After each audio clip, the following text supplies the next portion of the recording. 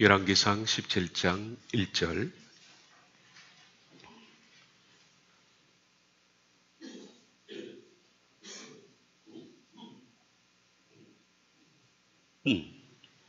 더 읽겠습니다. 길라세 우거하는 자 중에 디셉 사람 엘리야가 아합에게 말하되, 내가 섬기는 이스라엘 하나님 여호와께서 살아계심을 두고 맹세하노니 내 말이 없으면 수년 동안 비도 이슬도 있지 아니하리라 하니라. 아멘. 열왕기상 17장 1절 좀 설교를 오래 했죠. 7주째인데요.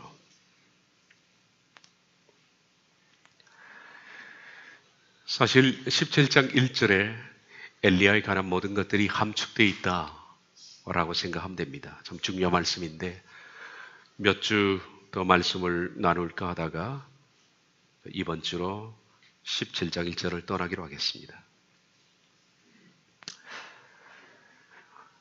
초대교회 교인들이 로마 박해 시기에 내가 그리스도인이다라는 것을 은밀하게 표시하기 위해서 사용한 단어가 익수스라는 단어라는 얘기는 우리 잘 알고 있습니다. 익수스라는 것은 물고기라는 뜻입니다. 그런데 한자 한자에 신앙 고백을 부여한 겁니다. 예수스 크리스토스, 예수는 그리스도요. 예수님은 그리스도시요. 데오히오스, 하나님의 아들이시며 맨 끝에 소테리아, 구원이시다. 예수 그리스도는 하나님의 아들이시여 우리의 구원이시다. 첫 자를 따서 이런 상징적인 표현을 사람들에게 몰래 하곤 했습니다. 이걸 상징이라 그럽니다. 열왕기상 17장 1절에서도 우리는 상징을 하나 봅니다.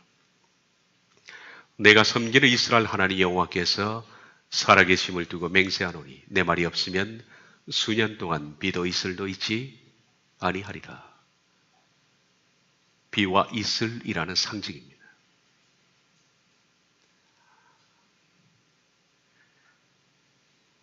아버지 오므리에 이어서 오므리 왕가의 두 번째 왕이 된 사람이 아합입니다. 이 아합은 탁월한 사람입니다. 정치, 군사, 경제에 있어서 탁월한 지도력을 바탕으로 해서 이스라엘을 단숨에 부강한 나라로 올려놓았습니다. 이런 뛰어난 왕 앞에 지금 한 촌놈이 서 있습니다. 처음 듣는 동네인 티셉이라는 동네에서 올라온 그 촌놈은 당대 최고의 왕에게 이렇게 말합니다. 나는 하나님께서 보내서 당신에게 메시지를 전하러 온 특사입니다. 지금부터 내가 왕에게 전하는 이 말은 하나님께서 하신 말씀입니다. 그러므로 내 말을 멸시하는 것은 곧 하나님의 말씀을 멸시하는 것과 같습니다. 하나님께서 제게 이렇게 말씀하셨습니다. 내가 이스라엘을 비를 멈추게 그리고 내리게 하는 일을 전적으로 너에게 맡기겠다. 너는 지금 내가 이스라엘에 대해서 진노하는 원인이 제거되었다라고 생각하면 언제든지 가뭄을 멈추게 해달라고 내게 말해라. 그러면 내가 비를 내리겠다. 이제 내가 왕께 말합니다. 앞으로 수년 동안 비도 이슬도 이 땅에 내리지 않을 것입니다. 왜 비와 이슬일까요? 이걸 가르쳐서 상징이라 그럽니다. 비와 이슬이 상징하는 게 있습니다. 하나님은 아합을 죽일 수도 있습니다. 백성들에게 질병을 보낼 수도 있습니다. 전쟁을 일으킬 수도 있습니다. 이스라엘을 괴롭게 하는 여러 가지 상황을 만들어낼 수 있습니다. 근데 하나님은 비와 이슬을 내리지 않겠다라고 말합니다. 이 비와 이슬 속에는 이 중단이라는 것은 하나님께서 지금 아합과 이스라엘에 대해서 하나님께서 분노하시고 있는 것에 대한 상징적 메시지가 들어있는 겁니다. 이걸 상징이라고 그럽니다. 왜 그랬을까요? 구약의 선지자들은 지금 엘리야뿐만 아니라 아주 특이한 행동들을 많이 했습니다. 그걸 가르쳐서 선지자적 행동이라고 부릅니다. 선지자적 행동. 선지자들이 하는 특이한 행동들입니다. 아마 우리가 구약에 나타난 선지자의 행동들을 조사하면 끝도 없을 겁니다. 아주 특이한 행동들을 많이 했습니다. 선지자들은 하나님께서 자신에게 명령하신 이 특이한 행동들을 통해서 하나님의 메시지를 전할 뿐만 아니라 그 메시지를 상징화한 겁니다. 이스라엘에 대해서, 어떤 때는 왕에 대해서, 특정 집단에 대해서, 역사에 대해서 하나님께서 어떤 상징화된 메시지로 그들에게 알리신 겁니다. 다시 말하면 말한 것뿐만 아니라 시청각 교육을 하셨다는 겁니다. 선지자의 행동을 통해서 하나님은 그들이 눈으로 보게, 귀로 들을 뿐만 아니라 눈으로 보게 하셨습니다. 그런데 이 눈으로 보게 한 이것이 백성들에게는 아주 간결하고 명확한 메시지지만은 이 행동을 하나님께 명받아서 하고 있는 선지자들에게는 굉장히 괴로운 행동들입니다. 선지자의 행동들, 이것은 굉장히 괴로운 것들입니다. 많은 선지자 가운데서 우리가 몇 분만 소개해 드리겠습니다. 마태복음 3장 1절 2절, 그때 세례 요한이 이르러 유대 광야에서 전파하여 말하되 회개하라, 천국이 가까이 왔느니라. 세례 요한은 그야말로 혜성처럼 등장했습니다. 구약의 말라기 이후로 약 400년의 시간이 지났습니다. 그런데 하나님께서는 400년 동안에 이스라엘과 대화를 단절했습니다. 더 이상 선지자를 보내지도 않았습니다. 그 흔했던 선지자들이 완전히 400년 동안에 단절된 겁니다. 침묵의 시기라 그렇게 하죠. 하나님께서 침묵하신 겁니다. 400년의 침묵의 시간을 깨고 하나님이 비로소 400년 만에 보낸 선지자, 마지막 선지자인 세례 요한이 혜성처럼, 그야말로 혜성처럼 등장했습니다. 400년 만에 등장한 이 선지자에 대해서 이스라엘 백성들이 열광했던 것은 당연할 겁니다. 마가복음 1장을 보면 그들은 열광했다. 온 유대와 이스라엘 사람들이 다 세례 요한을 보기 위해서 광야로 모여들었다. 그렇게 말합니다. 그런데 이 세례 요한이 온 백성들의 주목을 받았던, 그리고 그가 설교했던 그 장소가 광야입니다. 그는 광야에서 설교했고 광야에서 먹고 살았습니다. 약대 털옷을 입고 메뚜기와 꿀을 먹고 산 겁니다. 왜 그런 광야에서 일을 했을까요? 하나님께서 세례 요한을 광야에서 사역하게 하셔서 이스라엘 백성들에게 어떤 상징적인 메시지를 세례 요한이 전파하는 그 메시지의 상징화된 것이 광야입니다. 그래서 그걸 들 사람이라 그렇게 부릅니다. 광야의 사람이라고 부르는 겁니다. 하나님은 세례 요한을 광야에서 메시지를 전하게 하고 광야에서 살게 하셨는데 이 광야를 통해서 하나님 무엇을 말씀하려고 하셨을까요? 이 광야는 사막은 아닙니다.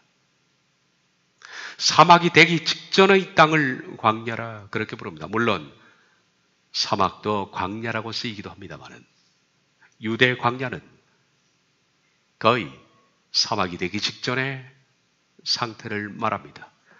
에레모스라는 이것이 버려진 땅.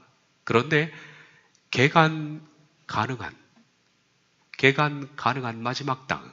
이걸 만약에 방치해두면, 그리고 여기에다가 비가 좀 더 내리지 않으면 사막화 현상이 벌어지고, 지금 사막 현상이 벌어지고 있고 완전히 사막이 되기 직전. 그러나 가능성이 마지막으로 남아있는 땅. 그것이 에레모스, 광야라는 뜻입니다. 사막은 죽은 땅입니다. 그러니까 아무리 물을 부어도 생명은 살 수가 없습니다.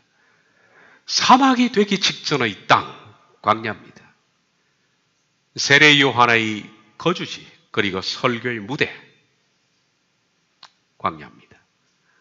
그는 이 광야를 통해서 당시 이스라엘 백성들의 영적인 상태를 지금 보여주는, 상징화해서 보여주는 겁니다. 광야를 통해서 상징화합니다. 이스라엘 너희들의 영적 상태는 사막이 되기 직전 곧 마지막 죽어가는 땅과 같아. 마지막으로 너희가 이 땅을 더 이상 개간하지 않는다면 이 땅은 사막이 될 것이다. 너희가 메시지를 받을 수 있는 마지막 기회다. 이 메시지를 받지 않는다면 너희는 완전히 버려진 바 될 것이다. 회개하라. 천국이 가까이 왔느니라. 이것이 바로 세례 요한이 상징하는 광야입니다. 이걸 선지자적 행동이라 그렇게 부릅니다. 이사야 선지자도 괴로운 선지자였습니다. 20장 3절을 보면 여호와께서 이르시되 나의 종 이사야가 3년 동안 벗은 몸과 벗은 발로 다니며 징조와 예표가 되었느니라. 선지자 이사야가 3년이라는 시간 동안 팬티만 입고 다닌 거 아십니까? 벗고 다녔습니다. 그리고 신발도 신지 않았습니다. 왜 그럴까요? 징조와 예표입니다.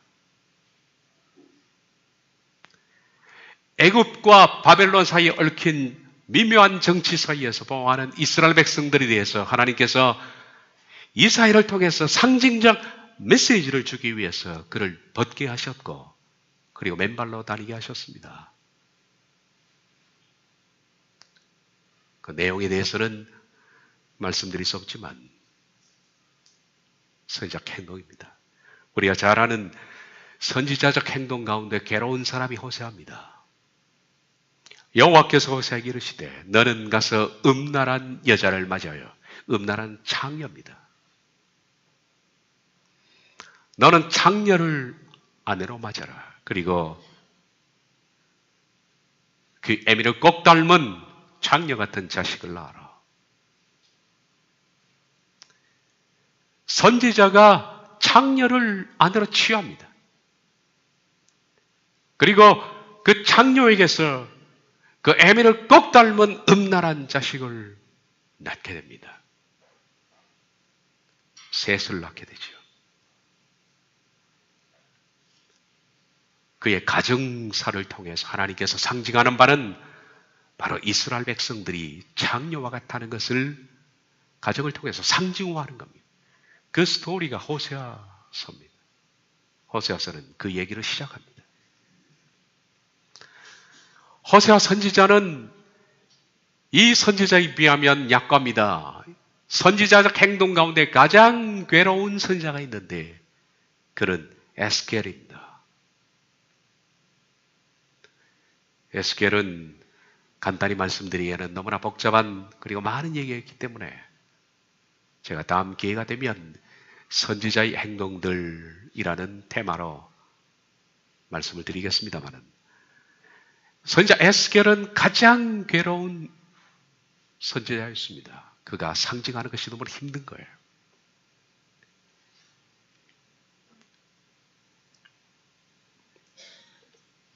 내 말이 없으면 수년 동안 비도 이슬도 있지 아니하리라. 하나님께서는 엘리야를 통해서 비와 이슬을 단절하시겠다는 상징화된 메시지를 아합에게 지금 보내시는 겁니다. 비와 이슬을 단절하겠다는 이 상징은 무엇을 말하는 것일까? 이 속에 하나님께서 이스라엘과 아합에 대한 분노가 상징되어 있는 겁니다. 함축되어 있습니다. 농사는 비가 없으면 불가능합니다. 우리 같은 상황에도 마찬가지입니다. 우리처럼 파괴만 하면 샘이 나오는 이런 나라에서도 물이 없으면 농사는 불가능한데 특히 팔레스타인은 1년에 딱 2차례 비가 내린다 그랬습니다. 이른 비 그리고 늦은 비. 이 이른 비와 늦은 비 2차례 내리는 이 팔레스타인의 농경에 있어서는 비와 이슬은 절대적인 의존도를 가지고 있습니다. 못합니다. 이거 없으면 할 수가 없습니다. 게다가 팔레스타인은 지금 우리가 덥습니다만은 이것과 비교되지 않게 뜨겁습니다. 하루 종일 자결하는 태양빛 아래 온 대지는 불이 탑니다. 이른 비와 늦은 비 시기를 제외하고 낮에는 바늘처럼 온몸을 찌른 듯한 뜨거운 더위가 자결합니다. 대지는 말라서 거북등처럼 갈라져 있습니다. 만약 하늘에서 비가 단 한 차례라도 이른 비와 늦은 비가 거른다면 온 대지는 쇠처럼 아주 딱딱해지고 맙니다. 팔레스타인 같은 기후에서 비가 내리지 않는다는 것은 곧 곡물의 멸절을 말합니다. 먹을 게 없다는 겁니다. 특히 엘리야는 비뿐만 아니라 이슬까지도 하나님께서 내리지 않을 것이다 라고 말합니다. 비뿐만 아니라 이슬도 내리지 않게 될 것이다. 이슬은 땅 위에 내리는, 저는 그렇게 생각합니다. 땅 위에 내리는 일종의 최소한의 청량제. 땅 위에 내리는 최소한의 청량제. 도시에 사는 사람들은 실감을 못하겠습니다만은 시골에 가면 땅 위에 아침에 청량제가 뿌려진 것을 봅니다. 비가 안 와도 식물들이 그걸로 버텨내는 겁니다. 비가 내리지 않는 기간, 이 기간 동안에 팔레스타인의 기후는 그 메마른 토양이 버텨낼 수 있는 우리보다 훨씬 많은 이슬을 하나님이 허락하셨습니다. 그래서 그 땅이 살아내는 겁니다. 매일 아침 나가면 땅에 온 대지를 적시고 있는 그 이슬은 땅의 원기를 기본적으로 유지시켜주는 겁니다. 그러나 엘리야는 이 수증기조차도 하나님이 내리지 않을 것이라고 말합니다. 이스라엘의 수도 사마리아는 특별히 이 지역은 이슬이 많이 내린 지역입니다. 저 북쪽 끝에 있는 헐몬 산에서부터 시작해서 이스라엘 골짜기까지 매일매일 많은 이슬이 내립니다. 우리가 구약 성경에서 그 기억하죠. 기드온이 양털 실험을 했던, 양털 가지고 하나님께서 나와 함께 하는지 그렇지 않은 실험했던 그 유명한 실험을 볼 때 이슬이 얼마나 많이 내린지를 우리가 조금 느껴볼 수가 있죠. 사사기 6장 36절 38절을 보면 기드온이 하나님께 여쭈되 주께서 이미 말씀하신 같이 내 손으로 이스라엘을 구원하시려거든 보소서 내가 양털 한 뭉치를 타작마당에 두리니 만일 이슬이 양털에만 있고 주변 땅은 마르면 주께서 이미 말씀하신 같이 내 손으로 이스라엘을 구원하실 줄을 내가 알겠나이다 하였더니 그대로 된지라. 이튿날 기드온이 일찍 일어나서 양털을 가져다가 그 양털에서 이슬을 짜니 물이 그릇에 가득하더라. 이 정도로 많은 이슬이 내립니다. 양털에 젖어 있는 이슬을 짜니 그릇에 가득 채워질 정도. 이 땅은 이 이슬을 가지고 버텨내는 겁니다. 팔레스타인이 그렇습니다. 그런데 하나님께서는 비와 이슬을 내리지 않겠다라고 말합니다.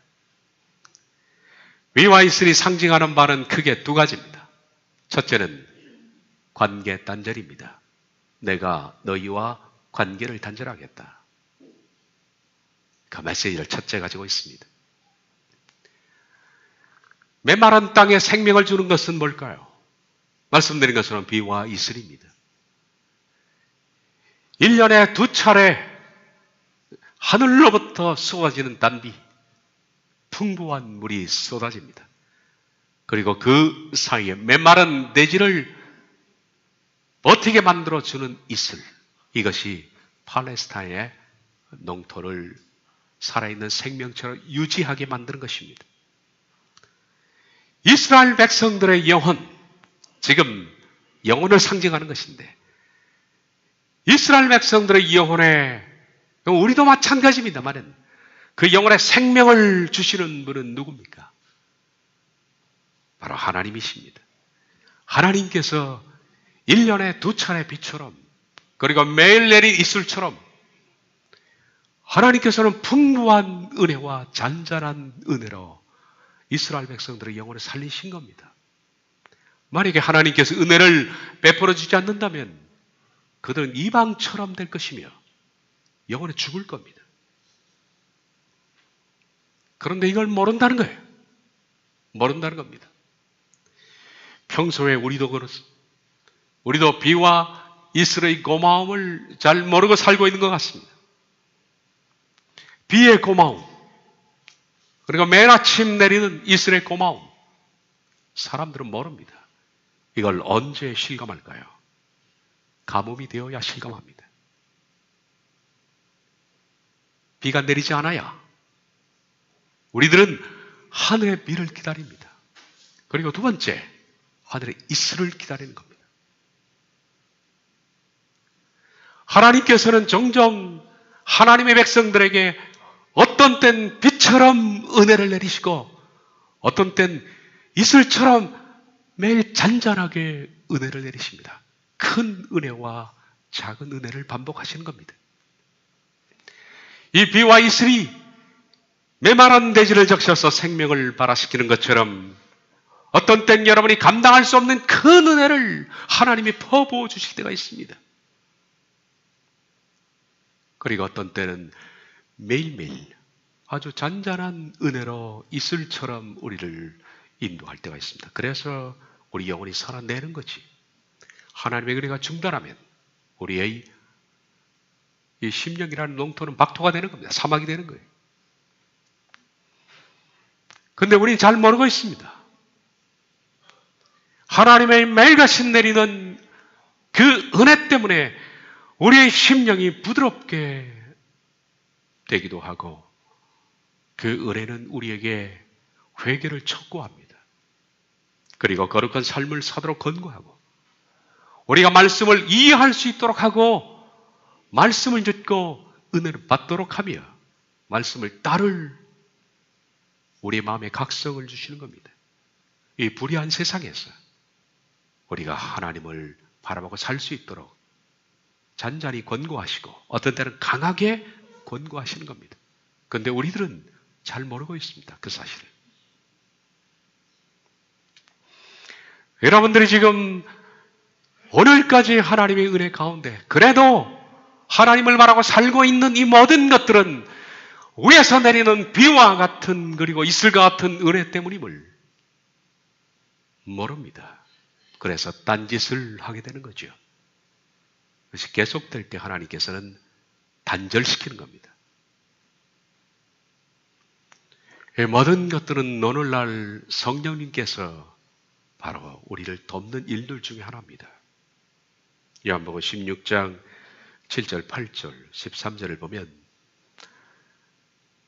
예수님께서 말씀하셨습니다. 내가 너희에게 실상을 말하노니 내가 떠나가는 것이 너희에게 유익이라. 내가 떠나가지 아니하면 보혜사가 너희에게 오시지 아니할 것이요 가면 내가 그를 너희에게 보내리니. 성령님이 오셔서 죄에 대하여, 의에 대하여, 심판에 대하여 세상을 책망하시리라. 진리의 성령이 오시면 그가 너희를 모든 진리 가운데로 인도하시리라. 그래도 우리가 진리를 깨닫게 되는 것, 많은 사람들이 성령님이 진리를 깨닫도록 인도하지만은 그 인도 자체를 거부해요. 그런데 예민하게 하나님의 은혜를 바라는 사람들은 하나님의 인도에 대해서 반응합니다. 말씀 가운데로 인도되고 말씀을 깨닫고 말씀을 이해하게 되고 그리고 그 심령 가운데 하나님을 향하여 삶을 살도록 권고하시는 그 은혜 때문에 우리가 오늘 힘을 내어서 가는 겁니다. 로마서 16장 17절을 보면 성령이 친히 우리의 영과 더불어 성령님이 여러분의 영혼에 말씀하고 있다는 겁니다. 듣습니까? 못 듣습니다. 어떻게 해요? 성령님은 그러나 여러분의 영에 말씀하고 있습니다. 무엇을? 자녀가 되어 가고 있다는 것을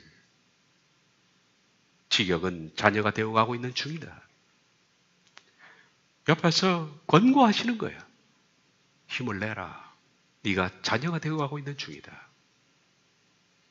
그것을 증언하십니다. 그리고 우리로 하여금 불의하고 어렵고 힘든 상황이었어요. 너는 장차 이 세상이 아니라 하나님의 나라의 상속자가 될 것이다. 그리스도와 함께 유업을 나누게 될 것이다. 그러니 어려움을 이겨내라. 그렇게 우리에게 말씀하는데 우린 그 음성을 못 듣습니다. 어떻게 할까요? 하나님은 여러분의 영혼에 지금 격려하고 계시는 겁니다. 그래서 우리에게 지쳤다가도 이유를 알지 못하는 새 힘을 얻기도 하고, 지쳐 쓰러져 있다가 말씀을 가운데 다시 새 힘을 내는 것도 보이지 않는 그분의 도우심 때문에 그런 겁니다. 성령님은 강권하지 않습니다. 억지로 이렇게 만들지 않습니다. 성령님은 여러분의 마음속에 설득하십니다. 그리고 말씀하십니다. 그걸 가르쳐서 로마서에서 제가 이것을 신앙 양심이라 그렇게 불렀습니다. 양심은 두 가지가 있습니다. 첫째는 본능적 양심이 있습니다. 그건 모든 사람이 갖는 겁니다. 그러나 우리가 하나님을 나의 구주로 영접한 이후에 우리 속에 또 다른 양심이 있는데 그것을 신앙 양심이라 부릅니다. 우리가 믿기 이전에는 한 번도 권고받지 못했던 부분입니다. 믿음으로 살아라. 이렇게 살면 안 된다. 말씀을 깨달아야겠다. 기도해야 되겠다. 은혜가 없으면 나는 못 산다.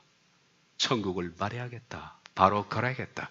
이런 양심의 가책들이 오는 것이 신앙 양심인데 이 신앙 양심이 성령님의 여러분에게 하시는 말씀들입니다. 충분히 공급하고 있습니다. 충분히. 성령님은 여러분의 영에 지금도 충분히 설득하시고 말씀하십니다. 이스라엘 그때나 지금이나 비유와 이스라엘의 은혜는 계속됩니다. 그런데 하나님께서는 그걸 중단하겠다 그렇게 말합니다. 중단하겠다. 하나님께서 이스라엘 백성들에게 비유와 이스라엘의 단절을 선언했습니다. 다시 말하면 앞으로 어떤 은혜도 어떤 하나님의 잔잔하거나 크나 은혜도 내리지 않겠다는 선언입니다. 그럼 어떻게 될까요? 하나님의 은혜가 비와 이슬처럼 우리에게 내리지 않으면 우리가 어떻게 될까요? 여러분은 영혼 속에 먼저 신앙 양심이 둔해지기 시작합니다. 하나님을 향해서 가졌던 열심들이 사라지고 구원의 즐거움이 사라지고 섬김의 기쁨이 사라집니다. 예배의 중함도 사라지고 점점점 내가 왜 이러지? 나도 모르는 사이에 예전 자연으로 돌아갑니다. 왜 그럴까요? 은혜의 중단입니다. 하나님께서 여러분에게 단 한 달만이라도 은혜를 중단하면 이렇게 우리 영혼이 박토가 됩니다. 다윗이 그래서 범죄한 이후에 하나님이여 내 속에 정한 마음을 창조하시고 나로 하여금 하나님을 섬길 수 있는 기쁨을 허락해달라고 발버둥을 친 것이 범죄 이후에 다윗에게는 섬김의 기쁨이 사라지고 구원의 즐거움도 사라진 겁니다. 그냥 먹고 사는 자연인이 되어버린 겁니다. 그리스도인에게 가장 비참한 것이 뭐냐 하면 하나님을 향한 열정이 사라지는 거예요. 구원의 즐거움이 사라지는 겁니다. 섬김의 기쁨이 사라지는 거예요. 말씀을 들어도 말씀이 내게 도전이 되지 않습니다. 이슬조차도 거두어가신 거예요. 비참한 겁니다. 하나님께서 은혜를 베푸시나 지속적으로 은혜를 받을 만한 자격이 되지 않으면 특히 교만과 강팍함으로 자기가 짓는 범죄를 계속 반복하고 있다면 하나님께서는 어느 날 하늘로부터 비와 이슬을 차단합니다. 은혜가 차단되면 여러분 제 속에 뭐가 벌어지냐? 영적 사고가 소실됩니다. 더 이상 영적으로 생각하지 않습니다. 그게 큰 죄악입니다. 성령님이 여러분과 단절했다는 겁니다.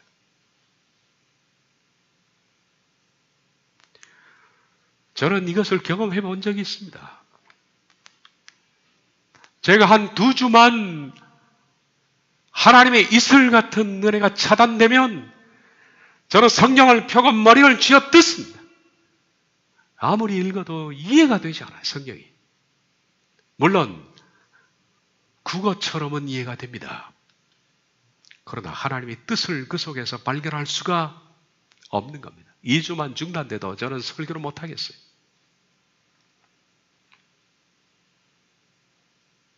못합니다. 깨달아지는 것도 없고 한 달 정도 중단된 적이 있었는데 그때는 제가 설교하는 것이 아니라 그냥 강의를 하고 있더라고요. 아주 미쳐버릴 것 같아요. 제가 말씀드렸죠.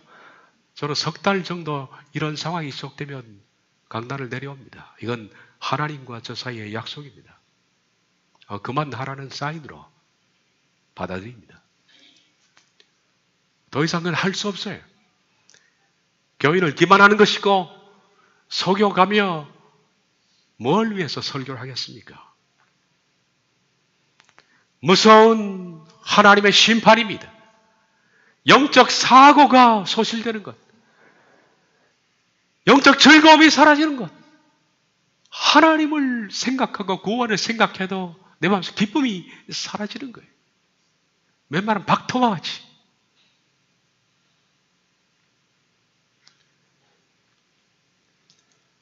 항상 기뻐하라. 쉬지 말고 기도하라. 범사에 감사하라. 이는 그리스도 예수 안에서 너희를 향하신 하나님의 뜻이니라. 그런데 이런 뜻들을 계속 거부할 때 성령의 불을 끄는 겁니다. 성령을 소멸하지 말고, 소멸하다라는 이 뜻이 불을 끄다. 성령님께서 우리의 영혼의 불을 켜고 있는 거예요.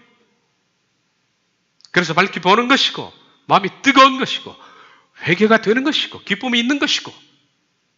그런데 어느 날 하나님께서 우리에게 불을 끈다면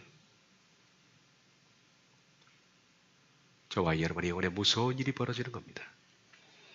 에베소서 4장 30절 상반절에 하나님의 성령을 근심하게 하지 말라.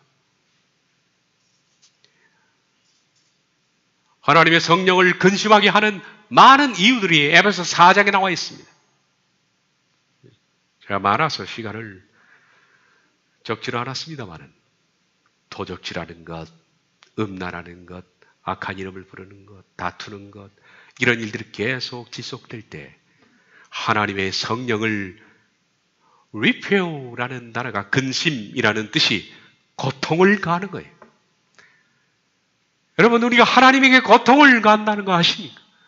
고통을 가하고 몹시 슬퍼하게 만들고 성령님을 후회하게 만드는 겁니다. 창세기 6장에 보면 하나님께서 내가 사람을 지었음을 후회한다. 성령님이 후회하신다. 그렇게 되면 비와 이슬이 차단되는 겁니다. 차라리 연병으로 죽는 게 나아요. 차라리 교통사고로 죽는 게 낫습니다. 은혜가 차단되는 것은 견딜 수 없는 고통입니다.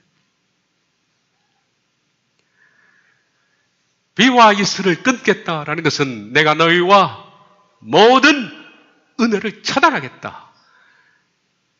1년에 2차례 내리는 충만한 은혜와 매일같이 너희를 잠잠하게 인도했던 잔잔한 이슬 같은 은혜도 끊어버리겠다.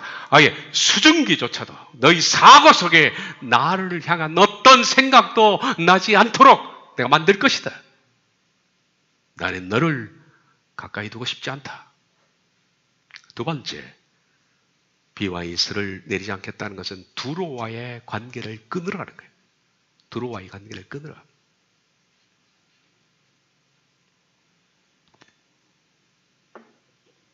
아합은 경제적으로 부강했습니다.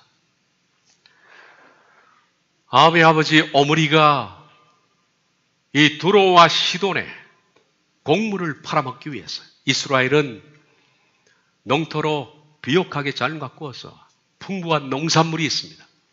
두로와 시돈은 이게 별로 없습니다. 그걸 팔아먹으면 막대한 부를 챙길 수 있지 않습니까? 그래서 아버지 오므리가 아들 아합을 두로의 왕의 딸인 이세벨과 정략 결혼을 시킨 겁니다. 그렇게 해서 농산물을 팔아먹으면 막대한 흑익을 챙길 수 있으니까.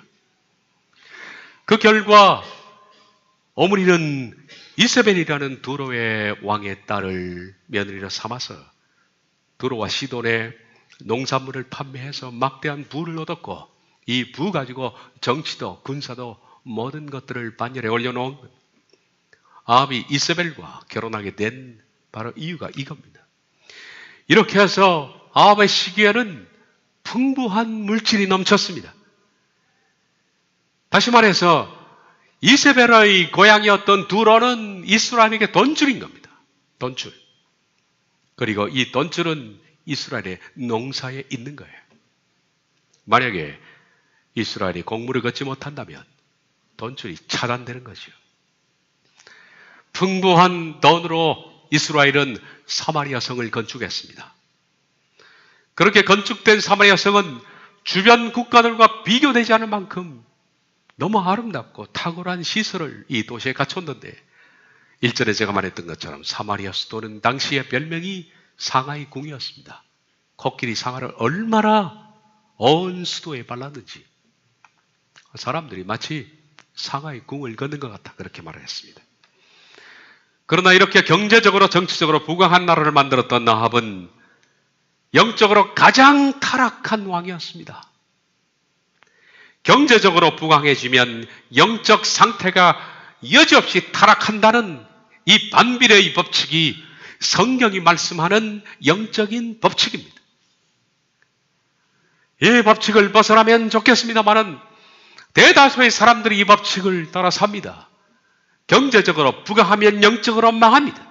이스라엘사 전체가 그랬습니다. 전체가. 그리고 교회사 전체도 마찬가지입니다. 교회가 타락했던 시대는 가장 부강했던 시대입니다. 햇바알의 딸 이세벨을 아내로 맞이했던 아합은 두로와의 더 많은 농산물 교육 때문에 사마리아 궁에 바알 신전을 세우기를 시작했습니다. 이 모든 타락의 원인은 어디 있느냐? 두로와의 교역이 있습니다. 비도 이슬도 내리지 않는다면 이스라엘은 더 이상 두로와 교육할 수가 없겠고 막대한 부를 누릴 수가 없게 됩니다. 하나님은 비와 이슬을 단절해서 다시 말해서 두로와의 관계를 끊으라는 겁니다. 너희의 돈줄과 관계를 끊으라. 세상에서 너를 부유하게 만들고 기쁘게 만들고 행복하게 만드는 모든 출처를 끊으라. 그 자체가 죄가 아니라 그것을 의존하고 그것을 인생의 기쁨으로 삼는 그 자체에 대해서 하나님께서 징계하시는 겁니다. 저는 이 시대처럼 그 시대처럼 만약에 우리를 이 시대에 다루신다면, 그렇게 한 사람 한 사람을 만약에 그렇게 다루신다면 비와 이슬을 하나님께서 그칠 사람들이 정말 많을 거라고 생각합니다. 수많은 사람들이 물질과 풍요를 위해서 두로와 지금도 교육하고 있습니다. 많은 교인들이 풍요의 신을 섬깁니다. 하나님을 좇는가 같지만은 실제적으로 여로보암의 길을 가고 있고 바알을 섬깁니다. 예배를 거절하고 집회에 기스를 하는 수많은 교인들이 있습니다. 주의를 어겨가며 적당히 세상의 재미에 빠집니다. 어쩔 수 없는 선택이라고 합리화하죠. 어쩔 수 없이 세상을 살아가려면 그 정도 융통성이 있어야 된다고 말합니다. 이것이 이 시대를 살아가는데 어쩔 수 없는 것이라고 타협하는 것을 아무런 죄책 없이 합니다. 자신을 위로하면서 아주 좁은 신앙의 길을 버리고 점점 가면 갈수록 넓은 길을 택해서 가는 사람들이 있습니다. 수많은 교인들이 호세아 선지자처럼 이 시대와 매춘하고 있습니다. 하나님보다 돈에 기싸고 세상을 만드신 하나님을 모르고 하나님이 만드신 음식, 하나님이 주신 물과 공기, 햇빛을 받아 살아가면서 하나님을 모릅니다. 여러분의 심장을 누가 뛰게 했습니까? 코에 호흡을 누가 하게 합니까? 피는 누가 돌게 합니까? 지금이라도 누가복음에 나오는 어떤 부자처럼 오늘 밤에 하나님께서 내가 내 생명을 취하리라 한다면 여러분의 것은 다 누구의 것이 됩니까?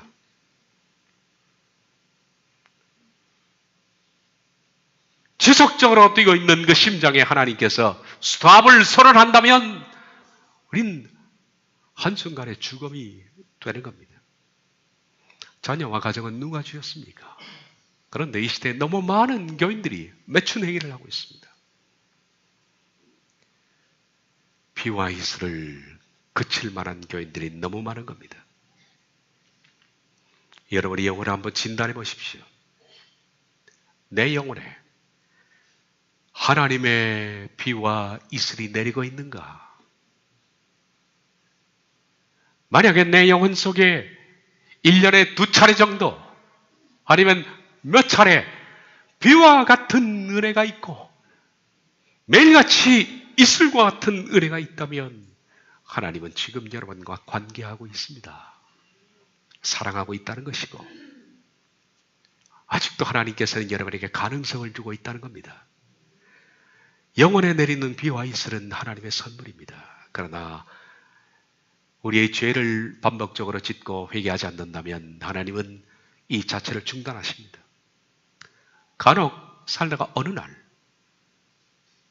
집에 홀로 있거나 말씀을 듣거나 묵상 가운데 있을 때 내게 감당할 수 없는 은혜가 위에서 내리는 비처럼 내릴 때가 있을 겁니다.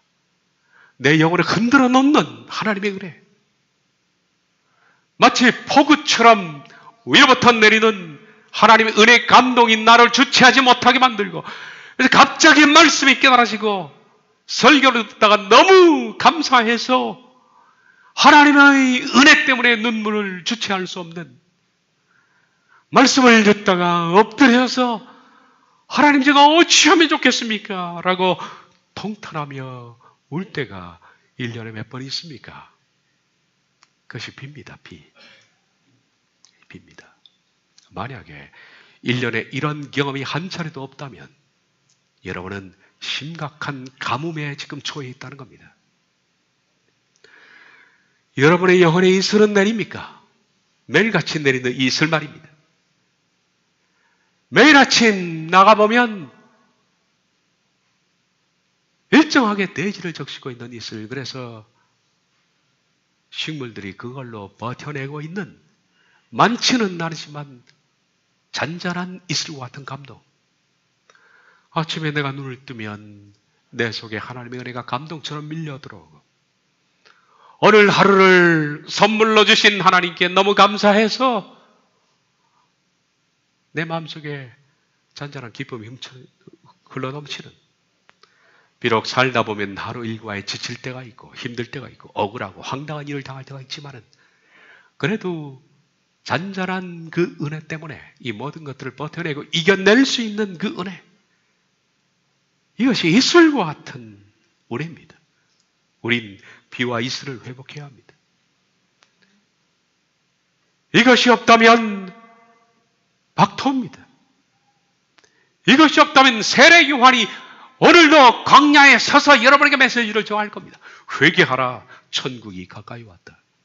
만약에 회개하지 않는다면 쥐가 불에 던질 것이다. 이것이 없다면 엘리야가 여러분에게 선포하는 것과 똑같은 겁니다. 하나님께서 여러분에게 비와 이슬을 수년 동안 내리지 않을 것이요.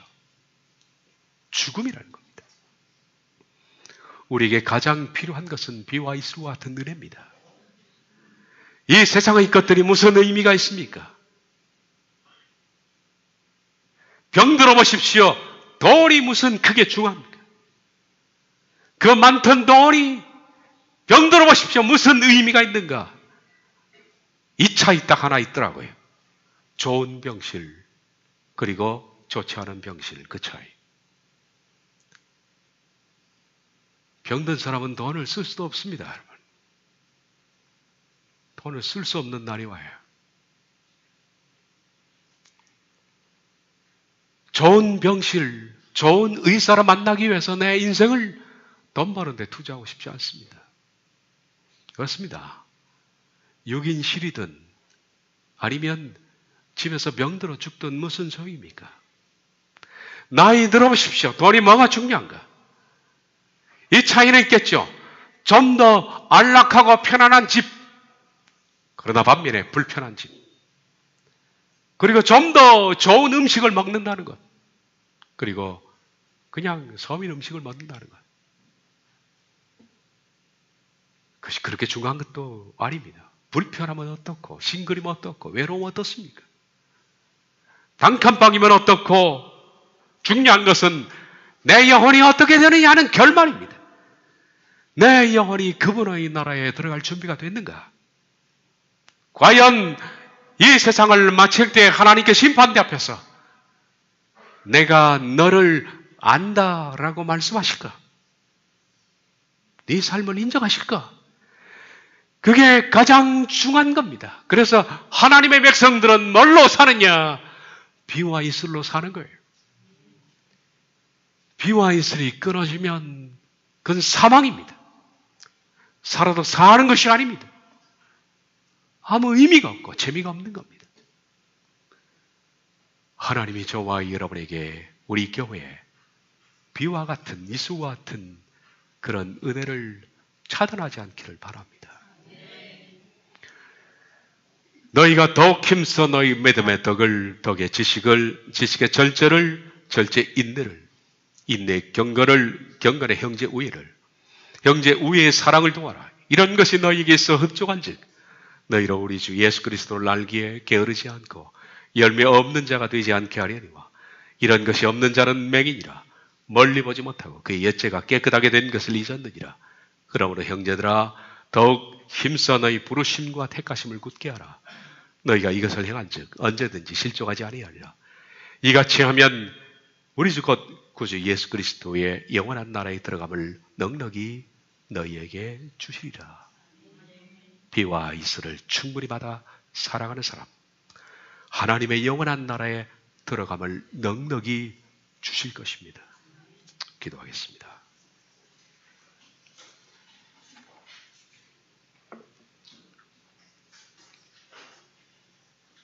자비하신 하나님, 우리에게 의 영혼이 박토가 되지 않도록